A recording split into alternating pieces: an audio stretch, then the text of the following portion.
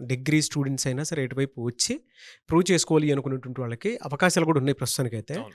But ఎలా, ఏ విధంగా ఆ ప్రాసెస్‌ని కంటిన్యూ చేయాలి? సో, కొంచెం రీసెర్చ్. ఏం రీసెర్చ్ చేయాలి అంటే, అసలు వాళ్ళకి ఇప్పటి వరకు ఐటీలో ఏమీ తెలీదు. అసలు ఐటీలో ఏ టైప్ ఆఫ్ రోల్స్ ఉంటాయి ఫ్రెషర్స్‌కి, ఏ టైప్ ఆఫ్ టెక్నాలజీస్ ఉన్నాయి, ఆ technology related for suppose programming languages తీసుకుందాం. Java, Python. జావా ఏం చేస్తది? పైథాన్ ఏం చేస్తది? లేకపోతే యూఐ, యూఎక్స్ లేదా టెస్టింగ్. సో, ఇట్లాగా కొంచెం రీసెర్చ్ చేసి వాటి గురించి తెలుసుకుంటే వాళ్ళకి కొంచెం అవగాహన వస్తది. ప్రోగ్రామింగ్ లాంగ్వేజెస్ ఏదో ఒకటి స్ట్రాంగ్‌గా నేర్చుకోవాలండి. ఓకే.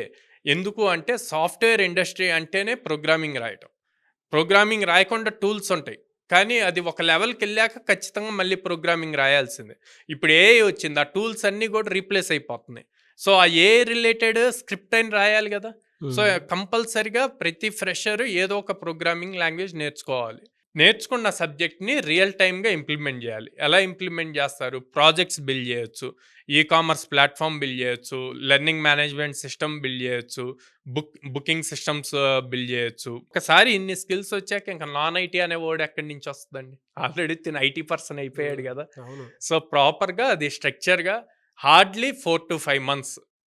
4-5 మంత్స్ 100% దీని మీదే ఎఫర్ట్స్ పెడితే గనక కంపల్సరీగా సాఫ్ట్‌వేర్ జాబ్ వస్తది. ఇక్కడ మేజర్‌గా కావాల్సింది ఏంటి అంటే, ఎంత క్విక్‌గా ఐటీ స్కిల్స్ నేర్చుకున్నాము, అదే కన్సిస్టెన్సీతో వాటిని ఎంత అప్లై చేశామన్నది ఇంపార్టెంట్.